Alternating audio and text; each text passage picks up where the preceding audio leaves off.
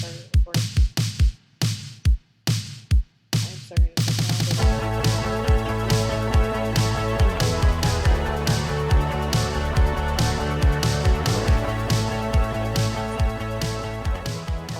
All right. Hello and welcome to the first episode of Fit Life Journeys.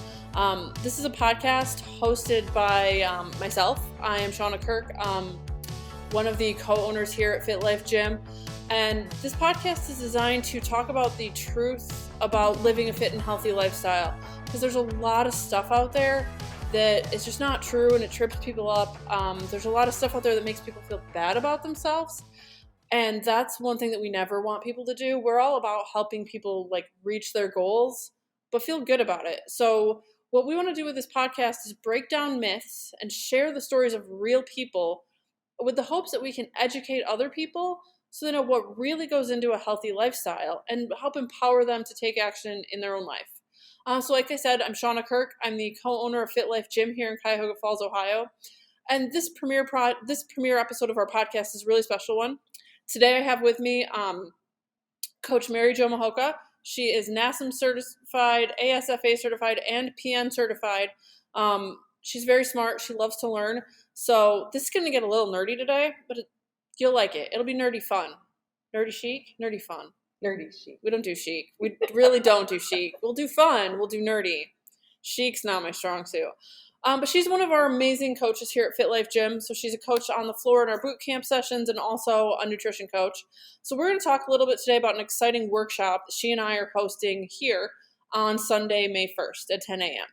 This is our nutrition game plan workshop, and it's the first of its kind. I'm really excited about it. I think MJ is really excited about it. I hope other people will be too when they start to understand what the plan is. So this is not like any workshop we've done before. We're not just going to share a bunch of information with people. We're going to walk you through some activities that are going to help you identify the main obstacles in your life that stop you from reaching your goals, right? Everyone is different. I cannot hand everyone the same meal plan, the same calorie guide, the same workouts, and expect them to get the same results. It does not happen that way, and people get frustrated thinking it should. So what we're going to do in our workshop is give people the freaking plan for them, and we're going to help them build it for themselves, okay? I already said this next paragraph, skipping it. So we could talk about this for hours. We could talk to you for hours. We could give you so much nutrition information that your head explodes, and it's not going to help you. So what I wanted to do with this podcast today is preview the workshop a little bit, and I'm going to ask MJ some questions about what are some things that she's not going to be able to get in the workshop that's great information, but also explain why you don't need every piece of information to start getting results and how having just a couple little pieces and little tasks can help you do what you want to do. So I think this is a great primer for the workshop if anyone's coming to it to help get in gear for what you'll be doing then. But I think it's also just going to be great information for everyone in general. So, MJ, first episode of my new podcast, Fit Life Journeys. So I think we have to talk about ourselves a little bit first. We're brand new to people. We want them to know, why are they listening to us? Why should they be listening to us? What do they bring? So I'm going to start with you because you're my guest here. And I just want to know a little bit about your journey. How did you end up at Fit Life Gym in the first place? What were you looking for? That's a great question. So thanks for having me, first of all. This is an awesome place. I love spending time in this place, regardless of what I'm doing, whether I'm working out or coaching. So perfect place to spend my Saturday. Yeah, thanks for spending your weekend with me because I know you have nothing better to do. But I love it. So what brought me here? What was I looking for? It's a really interesting question because I have been, in thinking about preparing for this conversation a little bit, on my fitness journey my entire life. I didn't realize it because I had started and stopped and done different diets and all these crazy things for most of my life. And when I walked in the door, to be very pointed, I was looking to lose 10 pounds so I could run faster and without pain. And I got so much more. So when I walked in the door, that's the very tactical answer to the question. This is what I was looking for. what I found was a way to truly change my life with not only a group of friends and amazing people, but also skills and knowledge that I didn't realize that I needed to sustain the improvements that I wanted. So that's kind of what brought me here to begin with. It was amazing. So let me ask you one question, just because I'm curious. Yeah. Do you run faster now? Run slightly faster, but I run for different reasons, and I enjoy it more for different reasons. So again, I used to think running was a means to an end, and that end was to be skinny, whatever skinny means in air quotes. Right. To be skinny, to be fit, to look like the person that was running in front of me that I couldn't seem to catch. Those were the things that I thought I was chasing with that running. And what I realized, not only through losing 10 plus pounds, having less pain in my knees, running slightly faster, was that I actually enjoy running more now because I have a different perspective. I just enjoy it more. So. I would assume that you're stronger and you're probably suck less. I know that sounds terrible, but like running can be really hard and draining. It can be. I'm not a huge runner myself, but there was a point after I started doing strength training, a friend of mine and I were running a 10K, and we were near the end, and we were just blowing by everyone going up hills. Yeah. And it was like I could feel the muscles in my legs and directly relate it to what we had done in the strength training. Yeah, I completely agree. It's almost a euphoric feeling because you know that you can run. If you're a determined person, which I primarily am, a very determined person in most of my life. In any race before I started working out and after, I know that I'm going to finish. It just is how am I going to feel emotionally and mentally and physically when I'm done. So I used to run 5Ks, and when I was done running the 5K, I would literally have to sleep the whole day. And so now I go out to run a 5K or a 10K or a half marathon now, and I don't have to sleep the whole day. I know, because you ran a 5K this morning. And then did you come here and work out? Yeah. Yeah. And then what are you doing tomorrow? A half marathon. Yeah. So I definitely have more endurance. I have more energy, more strength. I do finish, feel a lot stronger when I start, when I finish, anything along those lines. I just feel like I have more to give, and it doesn't consume my whole day. Your original plan was to improve your running, and you did. And you feel better when you're running, and you can do more, and that's cool. What else did you find when you got started on this journey and when you came here? What were the unintentional kind of things you learned or got from it? Oh my gosh, I think they're innumerable. Frankly, I sleep better through the night, and I focus on sleeping, but I also get better sleep. So there's that. I am more mindful about decisions that I make around food for sure because of my journey, but physically, just doing things like taking a basic hike, not getting winded, just walking around the house, up and down the stairs, less aches and pains, doing laundry, whatever the case may be, just having that ability and that like increased endurance and strength to do things is just indescribable as far as like how empowered you feel. Yeah. So I guess one thing that I want to ask you, and because this is something that I think people see when they don't see your whole journey, was it easy? Oh Lord, no. No, it wasn't easy. It was, and you and Josh, use these terms pretty regularly. It was relatively simple, but it certainly was not easy. Like even this morning working out, I've got a small injury I'm trying to deal with, so you have to be mindful of that. If you lift heavier, that's certainly not easy. But building up to it, is a simple task to think about it and like working through the process to get to lift heavier and do things that you didn't used to be able to do. But it's certainly not easy. You just have to have, be tenacious, be dedicated, and understand what your real goals are, and just kind of set your sights on them and not give up. And what about nutrition? Because obviously that's the main thing we're going to talk about today is nutrition. Yeah. And I feel like, man, people see the people who do it well. Like, we went to dinner the other night and you ordered a meal that had chicken and broccoli in it. And I think people get this idea that that's easy to, that sort of thing is easy to do too. And so when it's hard for them, or they still want to order, you know, to have 2 trays of chips and a quesadilla and a margarita, they just see somebody who isn't doing that and think, oh, it must be easy for them. Is it easy for you to make those decisions at restaurants? No. I mean, is it easy? Is it easier now? It's easier now. I would say it's never completely out of my mind.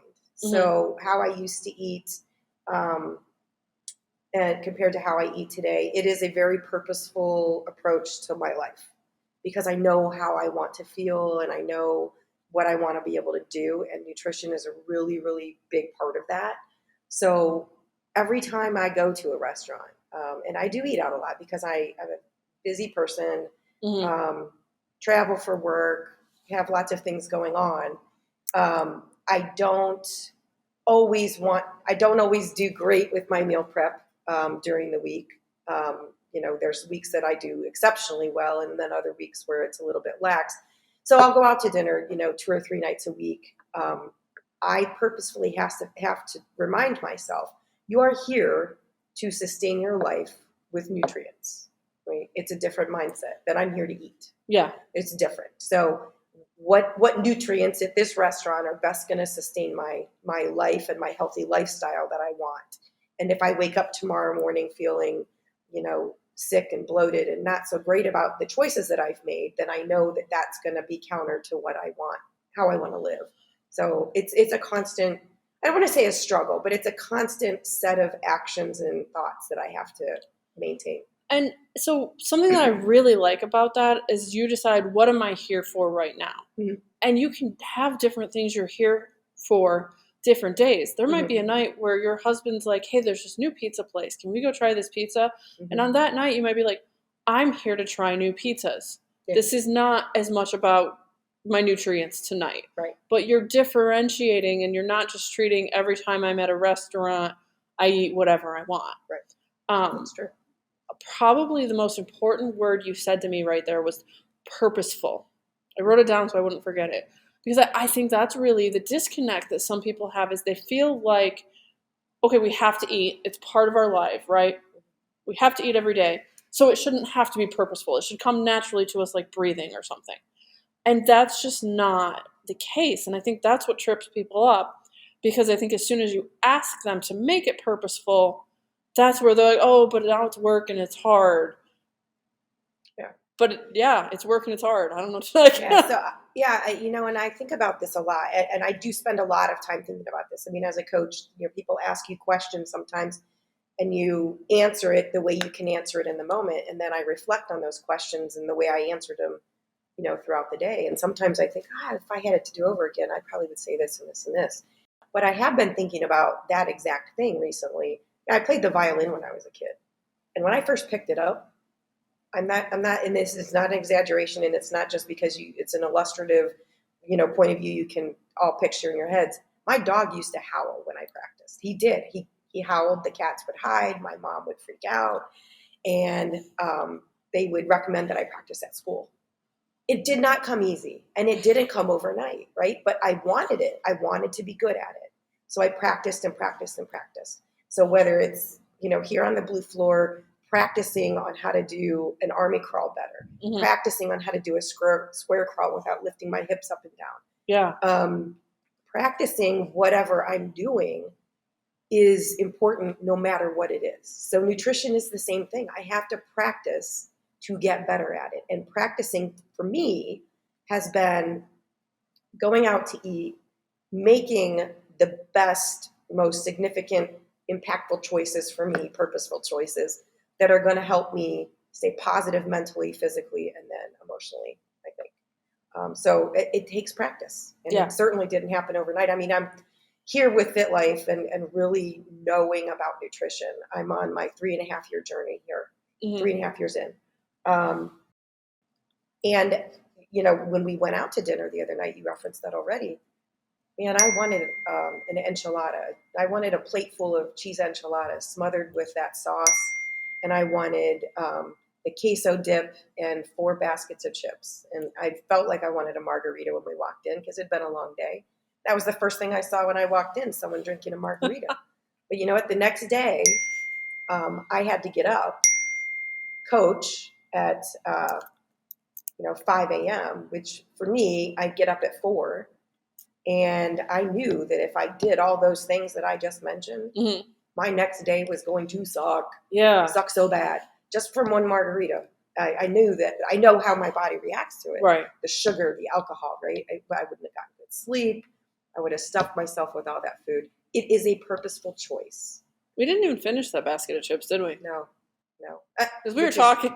Which is crazy, right? Which, by the way, if you talk as much as we did, that makes it easier to not finish your basket of chips. I don't think either of us have a problem not talking.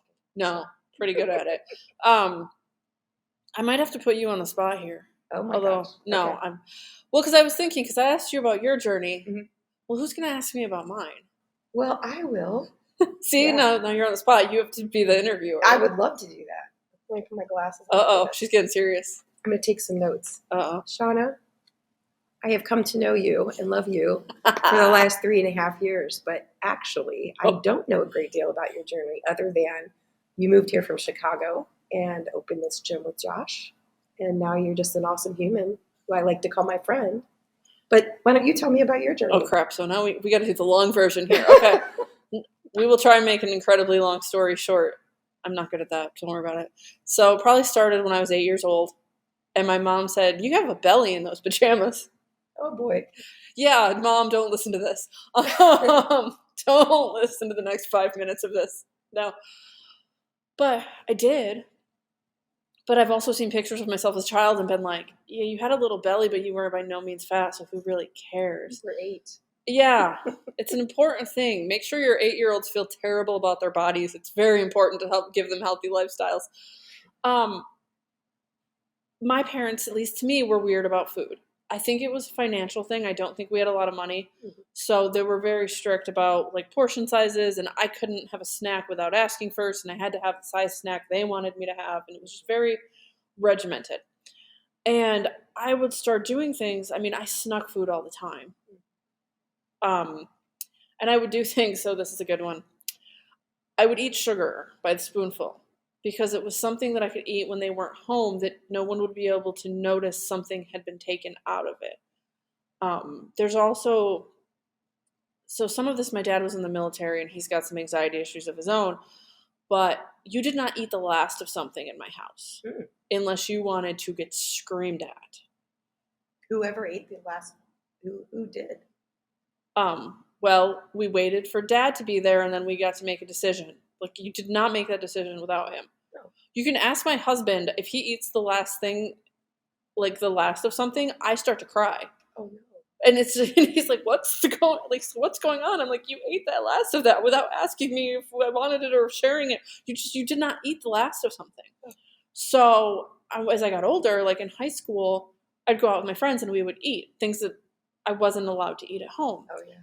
And, my mom's like, no fast food for dinner. So you know what I did? I go have fast food for dinner and then go home and eat Mom's dinner so that she didn't know that I was eating fast food. So how much was I eating?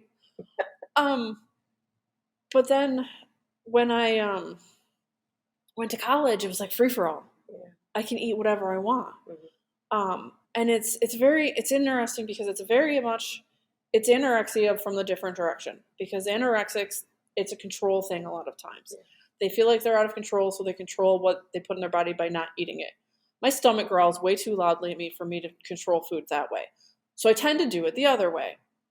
Oh, Mom doesn't want me to do this? Ha, Mom, check out all this cheese. You can't tell me what to eat. So I gained about 40 pounds my freshman year of college. And my sophomore year in college. So my junior year in college, my mom was like, okay, I'm worried about your health. And she said, if I pay for you to go on Weight Watchers, will you do it? And I said yes.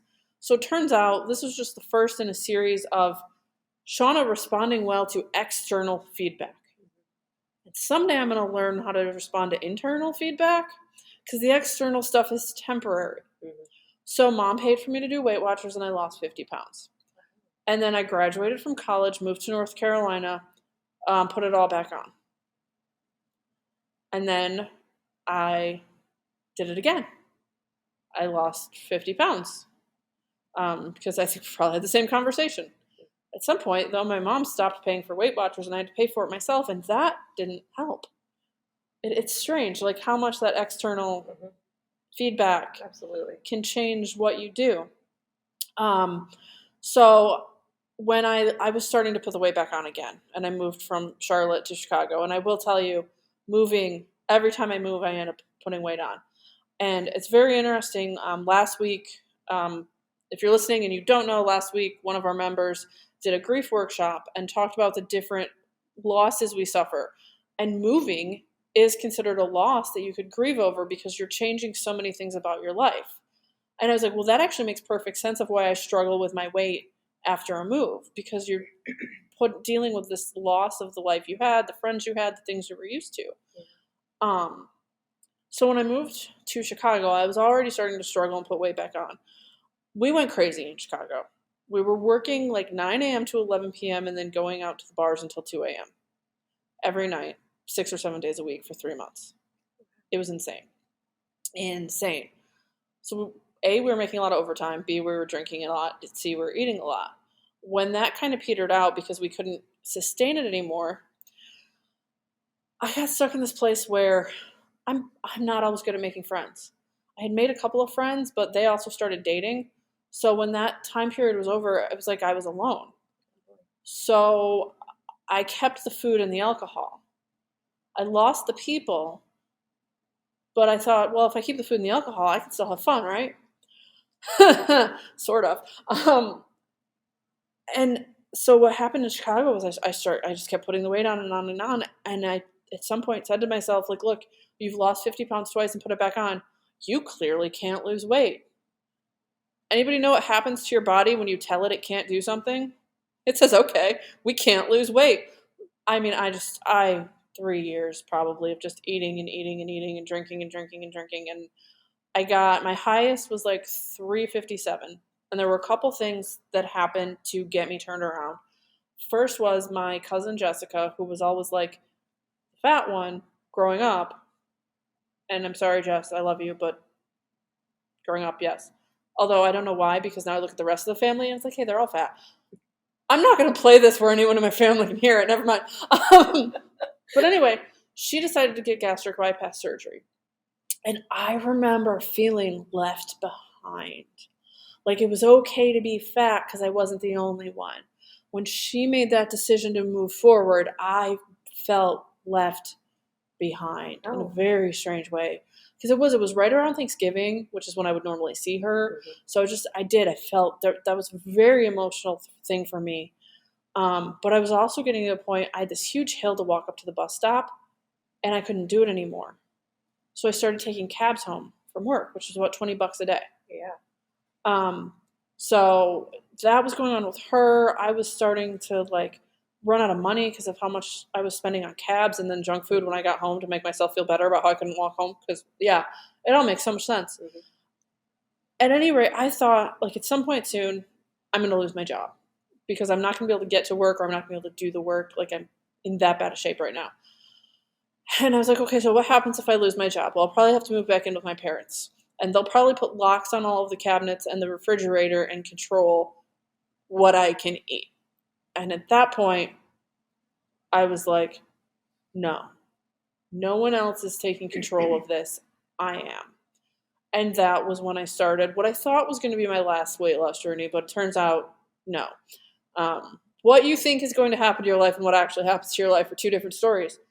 But so I started very small. I was walking to the corner and back. And then I got to a point where I could walk half a mile and back. Because I didn't want to get farther away in case I couldn't get back. So I practiced for a 5K by going half a mile, like just back and forth until I could do the whole 3 miles. But I never went 3 miles away from home because I didn't want to get stuck. Yeah. And, I did Weight Watchers. So the first thing I did, the first week, all I did was log my points. The second week, I started using like doing some portion control on it. And then I just kind of from there I started adding things. So it was like I started logging my points, and then oh god, I was eating like bagels with melted cheese all over them for breakfast. So then I just started actually measuring the cheese so that my points were accurate. And then I started adding a little less cheese. And then I switched from a bagel to an English muffin because that was like 3 points versus 6 points. Yep. And then I added like turkey and spinach and an egg. So I started some protein and some vegetables. This took months. Like there was progress here. It doesn't happen overnight. And I think one of the most interesting things for me now is, people always say I know what to do and I'm just not doing it. Yeah. And this is something that I'm bringing up when I'm not talking about me, because I think that's one of the biggest points for this workshop coming up. Absolutely. Is the idea here is, most of us know what to do and we're not doing it. That's not an excuse. That's a starting point to figure out why you're not doing it, because that's what you should be working on. Yep. And that's kind of where I'm at now. It's like we moved here, we opened a gym. Instead of walking 5 miles a day in Chicago, instead of having a workout built into my schedule, suddenly I'm not walking at all. I'm sitting at a desk 18 hours a day because I'm trying to get a new business up and running. So even though I was in a gym, I was not using the gym. I was in a kind of difficult living situation because we had to rely on the kindness of friends and family. So I was like staying at someone's spare room. Everything was new. Everything was done differently. So like the kitchen, I felt intimidated sometimes to do my cooking. So my meal prep started to suffer. And I think once you start like making certain activities habits, then it's harder to stop, right? So I felt uncomfortable in the kitchen in that situation. So what do I start doing? Eating things I don't have to cook. Yep. Right? So it's like junk food. So once you start doing that, it's easier to because keep it's doing like that. crack. It tastes is good. It is. It doesn't make you feel so great, but for the moment, it's pretty darn good. And I don't know if we'll get that to this in this podcast or a different one, but yes, like there are cravings that your body creates, and then it's extremely difficult to get off them, and you're not doing anything wrong. Yeah. It's your freaking body. Yeah. So anyway, I'm in a place now where I it's sometimes hard for me because it's like I consider myself a fat person. I'm much heavier than I used to be. I know what you think. I have a lot of fat on my body. That's the way you would prefer me to say it. It's not about me. I would not prefer you to use that word at all. But it is. It's fat. Okay. It's adipose fat cells. Okay. It's a technical term. Okay. It's not a negative. That's the thing. You don't want me to use that word because you see it as a negative, and I've taught myself a different way where I don't see fat as a negative. I just see it as a thing. As a thing. Okay. That makes sense. Yeah. There's a lot of a thing on my body called fat right now. Gotcha. There's a lot of different reasons why that we're not going to go into here because none of you are my therapist. Unless you're listening, Tori, then hi. But anyway, point being, I own a gym. I don't always look like the kind of person that you would think is like, oh, you own a gym? Yeah, tough crap. I haven't decided yet if this is going to be a sweary podcast or not, so tough crap. I own a gym and I look like this, and it's really none of your effing business. Yeah. But anyway, am I scaring people away? I hope I'm not scaring anyone away with that. But yeah. So that's my journey, and it's not over. Yeah. And I think... But don't you think that, like, what you just said, all of what you just said, right? There's a lot. Is like the most important thing about being on a fitness and nutrition journey is honesty, right? Honesty of where you are at any point in time and saying, I want this to be different. Mm-hmm. And I am willing to take these steps, and being honest about I am not yet able or willing to take these steps, right? There's all of those things go into this. And so that was one thing, like as a gym owner who is having weight loss struggles of her own right now, I felt like I had two options. I could either hide, show everyone my old before and after pictures and pretend I still look that way. Sure. Or I could actually exist in the world, own it, be honest, and hopefully be able to use it to help other people. Well, yeah, absolutely. I mean, and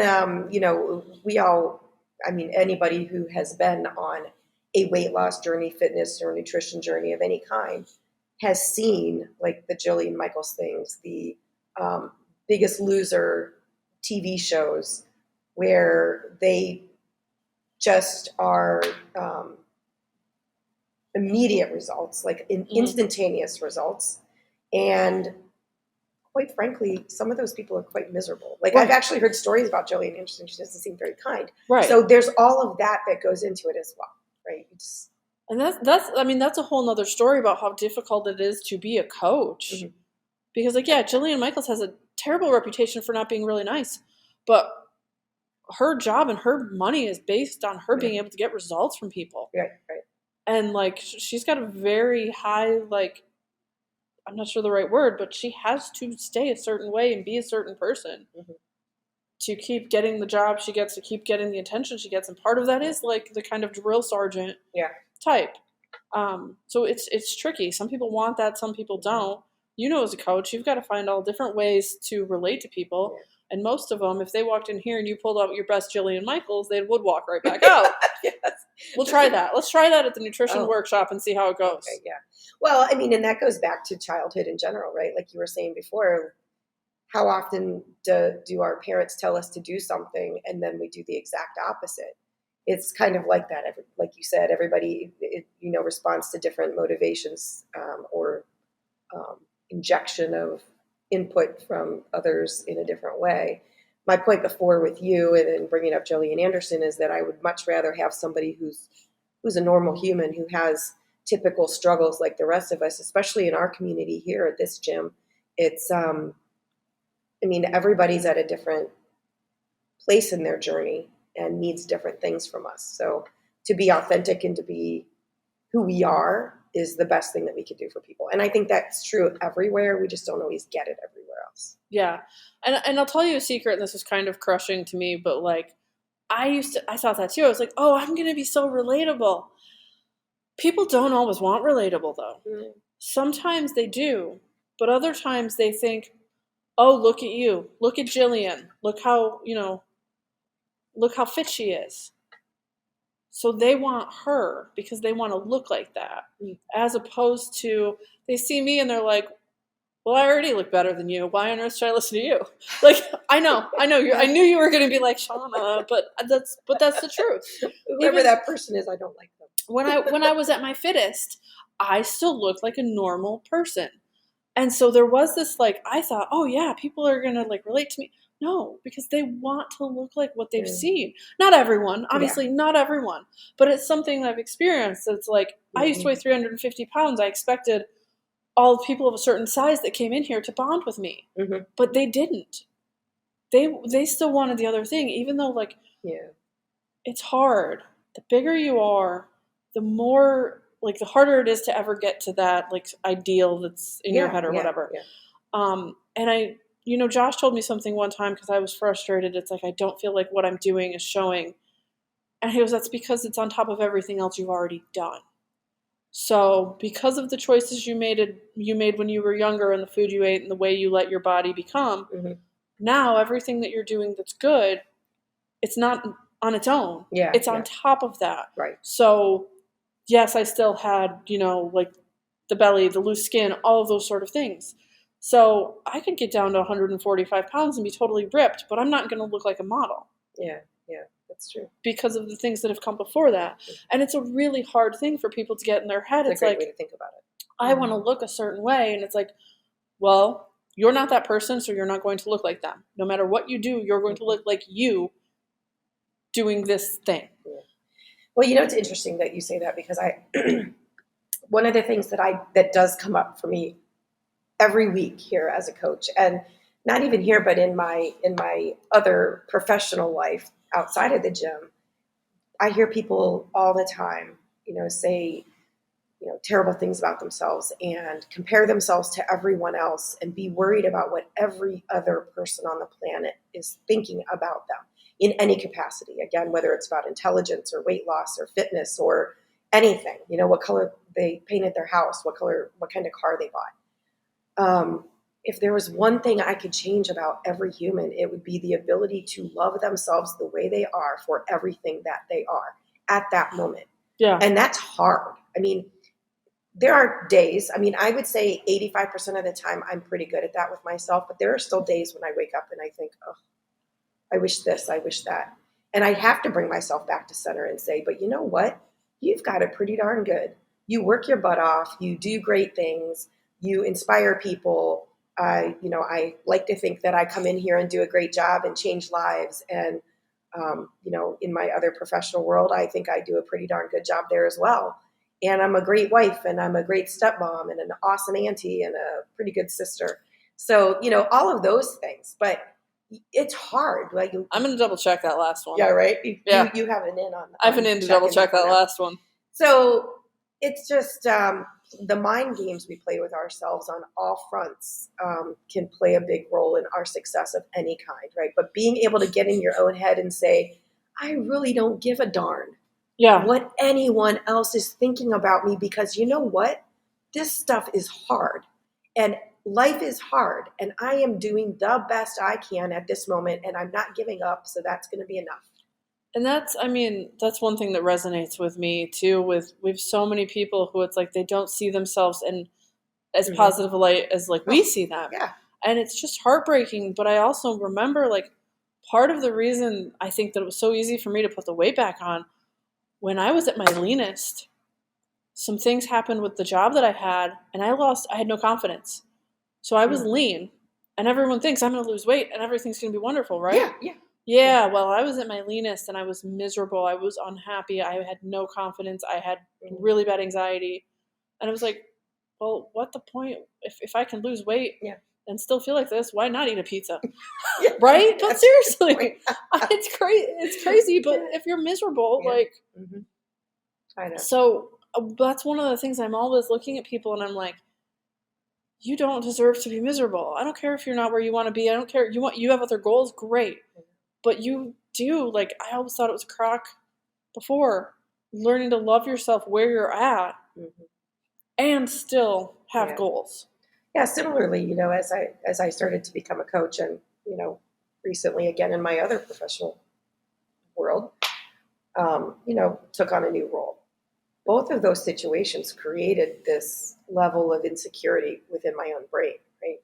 So before I became a coach here, I felt like I was pretty darn fit. I felt great, right? I felt like 3.5 years ago better than I felt 3.5 years ago. The minute I stepped on that blue floor and I started to coach people, all I kept thinking about is, what are they thinking of me? What are they thinking of me? They probably don't think I should be here. And you know what? At the end of those first 2 weeks, I got a paycheck. So I deserved to be here because I was putting in the time. I was putting in the energy. You and Josh were coaching me on how to do what I didn't feel confident doing. And after a while, I did. I just had to tell myself, you know what? Who cares? None of them have said that to me. So until they say that, until someone says to me, you don't deserve to be here, I'm going to assume they all believe I should be here. And that was the end of that. And I haven't looked back, because what other people's opinions of me are none of my business. Right. No one's ever said that to me either. Yeah. No, so far no one has said that I don't deserve to be here. No one's came up to me and said, why is MJ coaching? Well, good, because if they do, they got to do some burpees. If they do, I bet you know what Josh and I tell them. If you think you can do a better job, I'll help you get certified and teach you how to do it. I'm like, oh no, I couldn't do it. Yeah. We did have one time, we had a slightly chubbier coach, and we had a member come up one time and be like, shouldn't all of our coaches be really fit? And I'm like, doesn't she do a really good job helping you stay motivated and get the workout in? Yeah. Oh, then she's doing her job. Like, oh wow, that takes a lot of nerve. It does. Seriously. But that's part of, that's part of the role. You think this person's supposed to be, and to be honest, there's some fairness to that. This person's supposed to be helping me lose weight, but they don't look like they can lose weight. Like, there's some fairness to that, but there's a way to think about it, and there's a way to talk about it. But I also don't believe that just because, like you've said, people or you think that because you are on a weight loss opportunity right now, that you feel like people won't listen to you about weight loss. You still know everything about what you know. You're still PN certified. You still know about. You just said the most amazing thing. What? She just called it a weight loss opportunity. So from now on, everyone, no one's fat. No one has 20 pounds to lose. No one is bigger than they want to be. You just have a weight loss opportunity or you don't. Those are the two things. You either have a weight loss opportunity or you don't have a weight loss opportunity. It's an opportunity because it's an opportunity to make the right decision and move yourself forward. But I just think that, even if I come in here, I get worked up because I'm short and everybody else is tall. And I'm like, well, A, I can't solve that. And B, I still know what I'm doing. So you just have to, focus on what you know and not what you don't know, or what you are versus what you aren't. And I just think that we put so much pressure on ourselves to be all these things that we can't ever all be. We're just getting through life. So let's figure it out. And this is just what I stop being so offended when someone calls you cute. Yeah. Smurf-like. Tall people can be cute too. It's not a derogatory term to call you cute because you're short.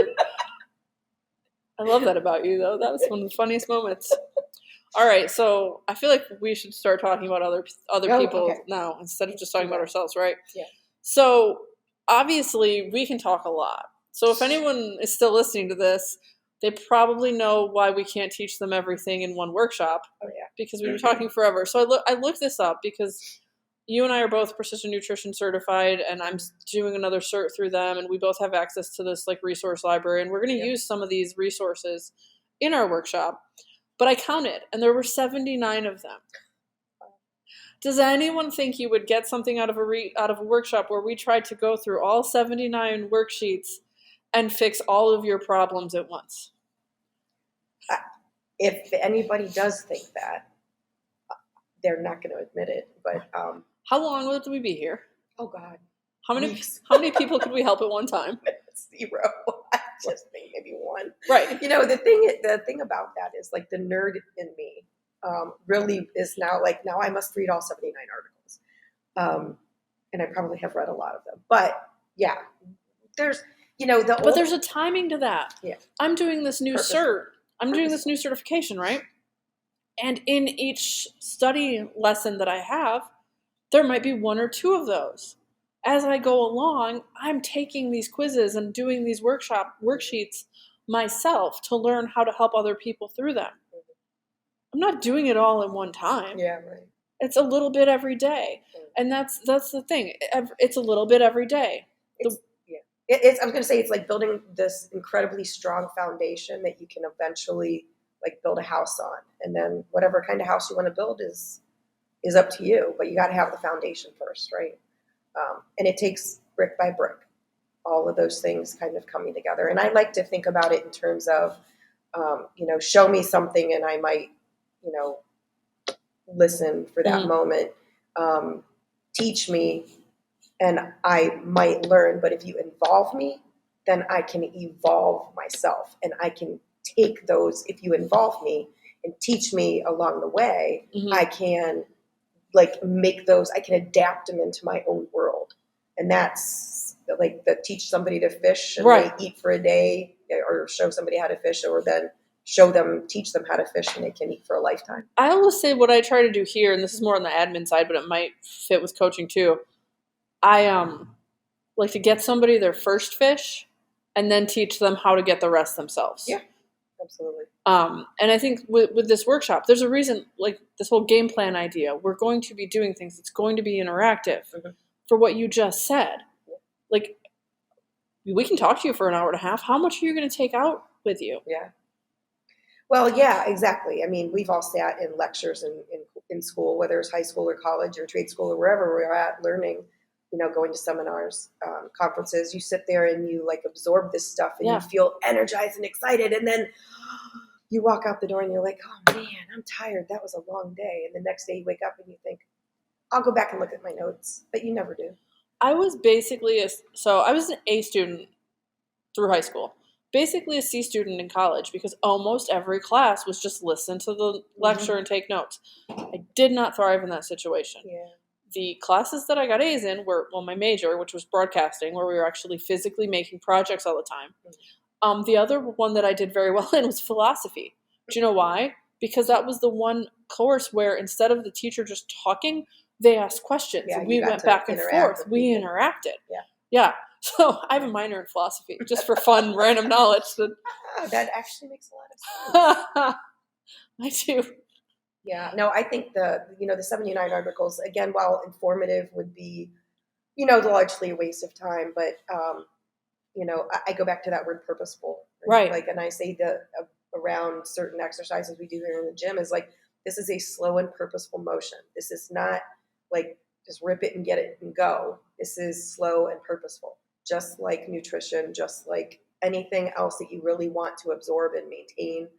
It is a slow and purposeful journey sometimes. It doesn't always have to be slow, but it is a purposeful mindset, purposeful journey, with purposefully placed insights to help people build that foundation. Exactly. And it's like, what are we doing with these 79 like worksheets? It's like, I'm trying to find the ones that will help the most people.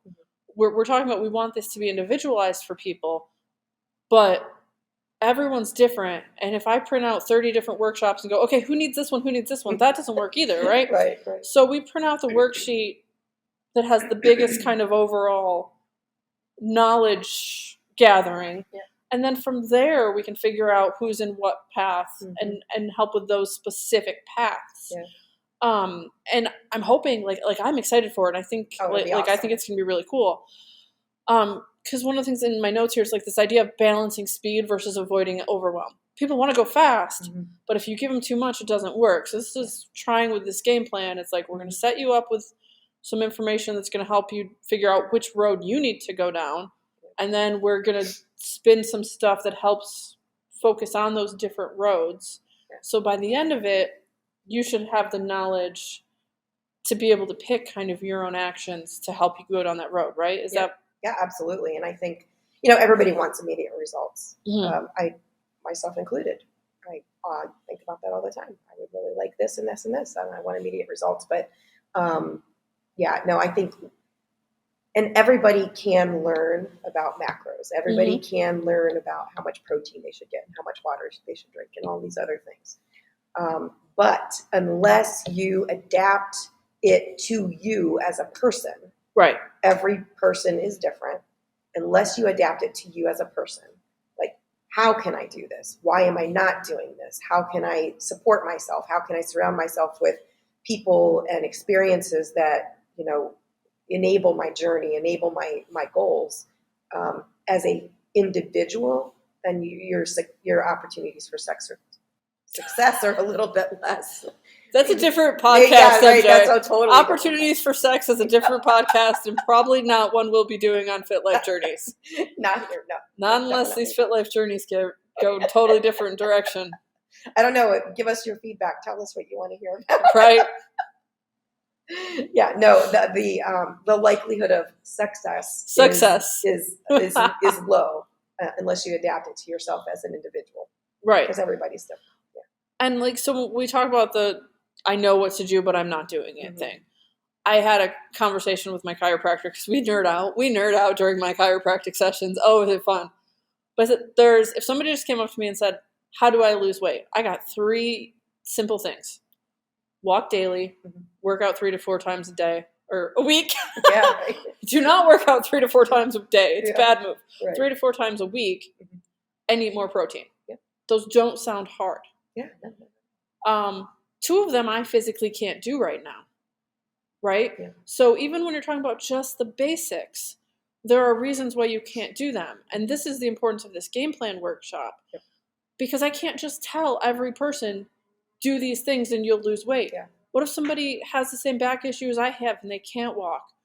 Or I had a meeting with someone a while back and they said they wanted to get more protein in. If I just listened to them and said, okay, these are protein sources, eat them this time of day, I would have missed the entire problem this person was having, which was that a family situation was stopping them from eating dinner. Well, you want to know why they weren't getting enough protein? Because they weren't freaking eating dinner. Yeah. So that's where, like, when we talk about these different things, it's simple. Yep. But it's not easy. Not easy.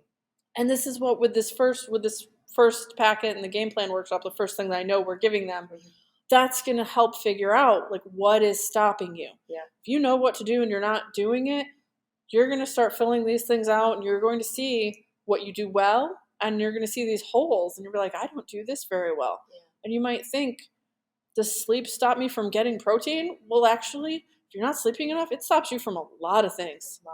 This is one thing I've been learning about that I'll definitely have to hit on in more podcasts. It's amazing. Yeah. Well, yeah, I mean, when I wake up tired, and some days I do because I make bad choices and don't get to sleep early before nights that I coach. And I get up at 4 a.m. and I get 3.5, 4 hours of sleep.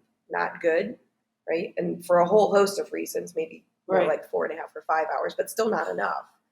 By the time I'm done coaching and I work half a day with my other position, I'm spent. So how much more time? Like, I don't have that morning. I was just like making it through the morning. Right. Probably didn't eat great breakfast, never ate lunch, made bad choices for dinner, or could make bad choices at dinner, or sleep through the afternoon because I'm just so tired I can't function. It is not a good decision.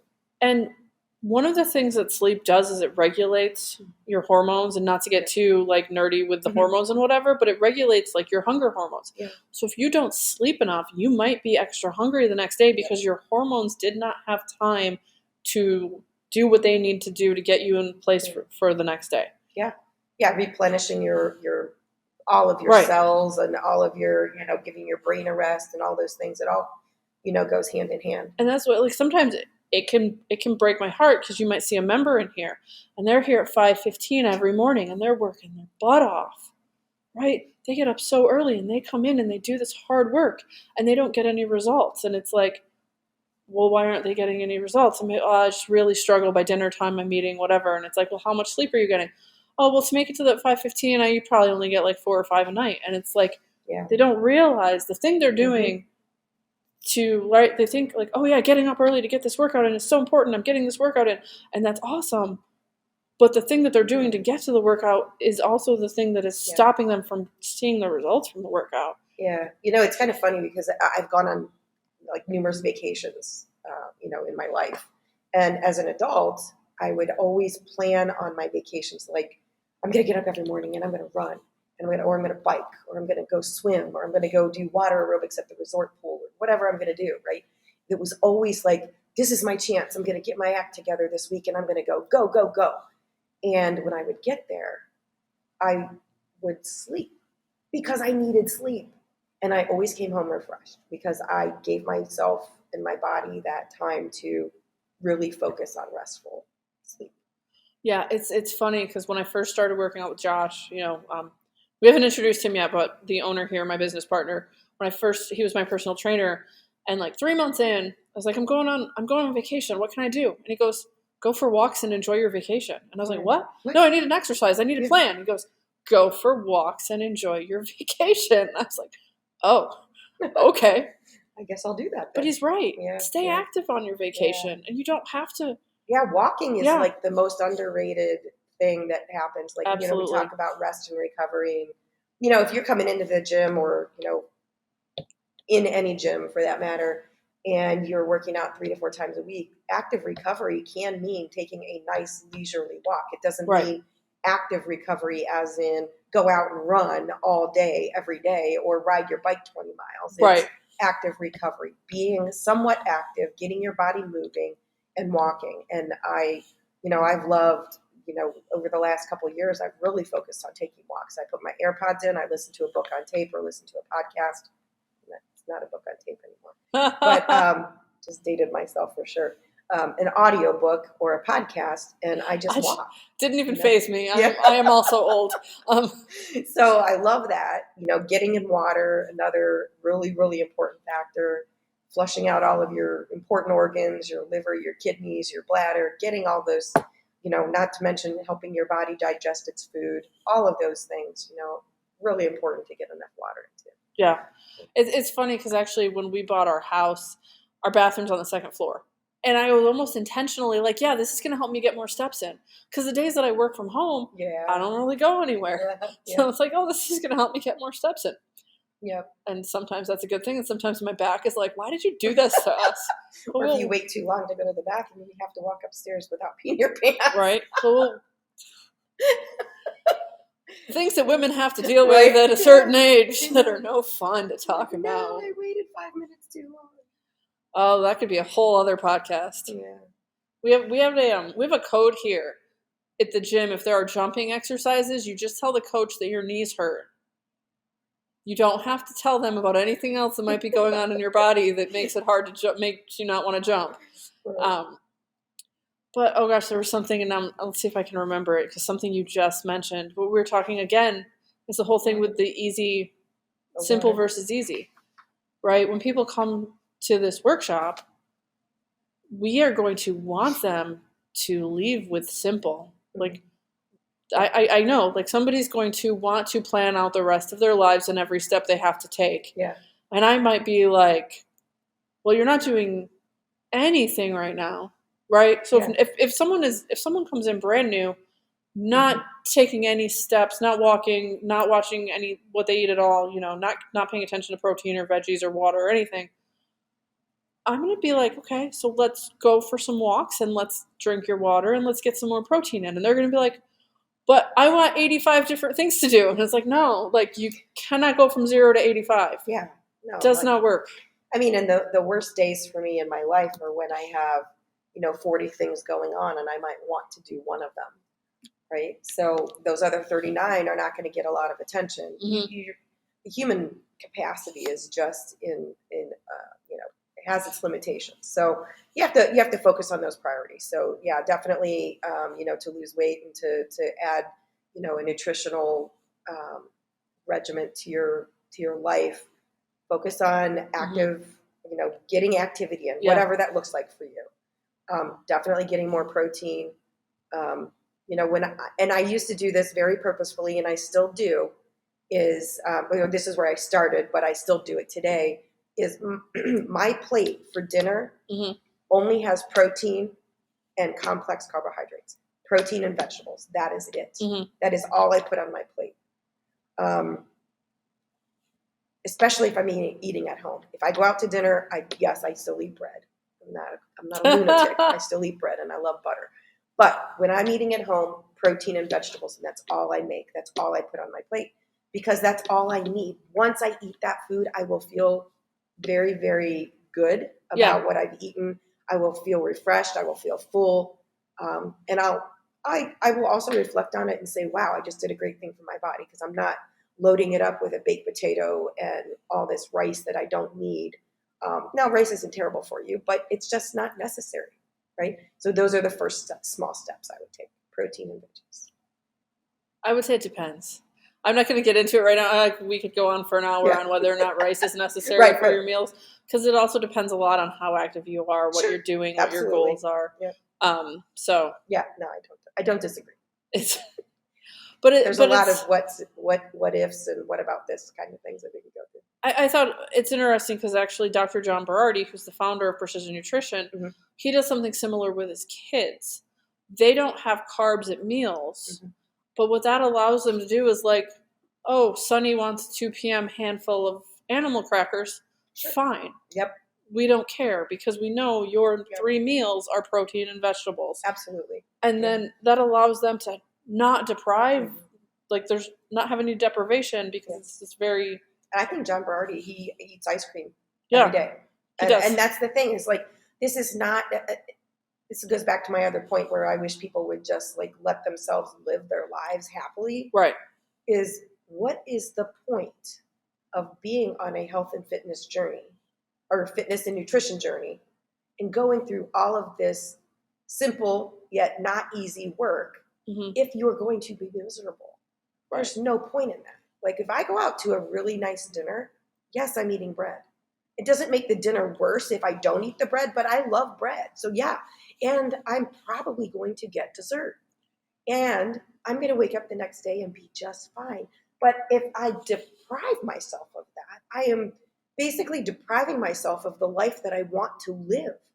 And there's no point in that, right? Living 90% of the time in a space that I know is purposeful and driven and simple but not easy allows me to have that other 10% of the time where I'm having dessert and bread and I'm being just fine. Right. So I would say, as you're starting out your journey, it feels more like deprivation, because you just have to be mindful of what you're consuming, and there's some of that is true, but over time, still enjoy your life. And I've talked a lot lately of kind of the other side of going out with the practicing eating better, because So my old job, I used to travel a lot, and I was working out. I was eating so well at home. I was just crushing it. And I had this theory at the time. I said, well, whenever I go out to eat, I'm going to eat whatever I want. Because I'm not going to go out very often. It's going to be fine. Well, then I got stuck on a bus trip for 11 days, and every single meal was eaten out. And guess what I did? Whatever you want. Whatever I wanted for every meal for 11 days. And I thought, I cannot do this. But every time I'd be like, I'm going to make a better decision, and I wouldn't. Mm-hmm. So after that trip, I started doing things like, hey, let's go out for salads on Wednesday, and going out and intentionally practicing getting a salad or getting steak and broccoli. Yep. Because if you're just like, oh, we're going out for Mexican with the girls, that's probably not the best time to practice making different choices. But once you do practice making different choices, then it's another tool in your arsenal. Yep. 2 years later, I went on that trip, and totally different mindset, totally different person.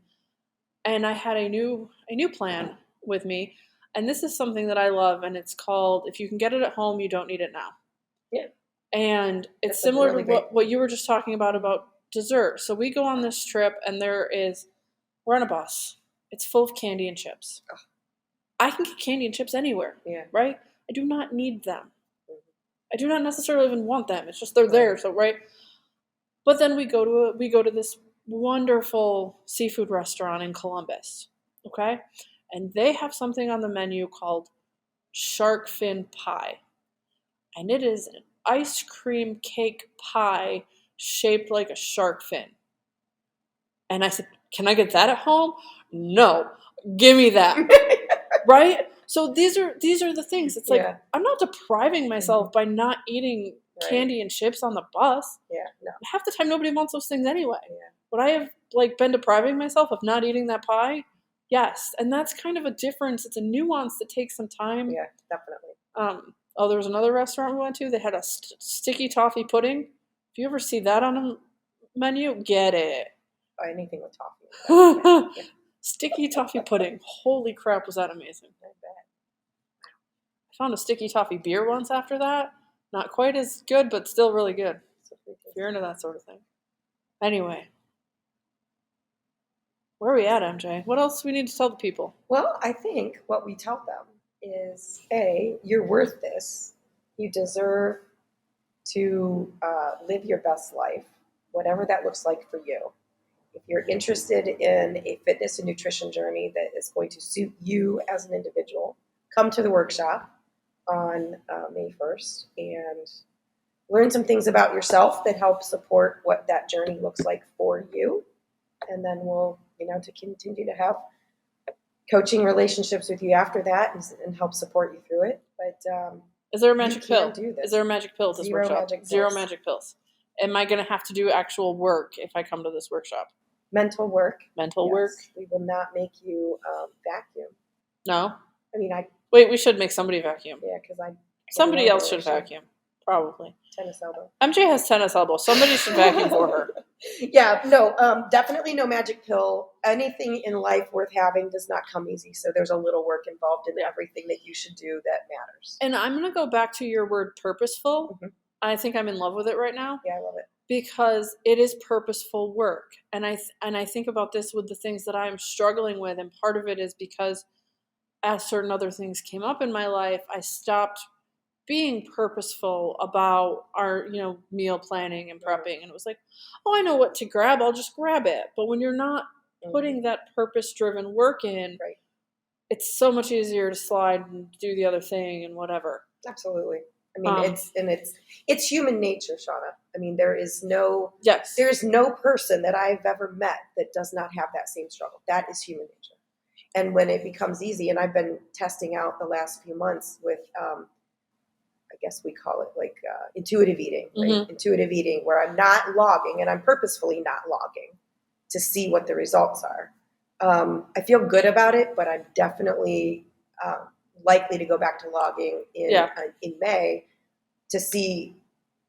Again, it's a little bit of a experiment with myself, but I know that I don't eat good lunches.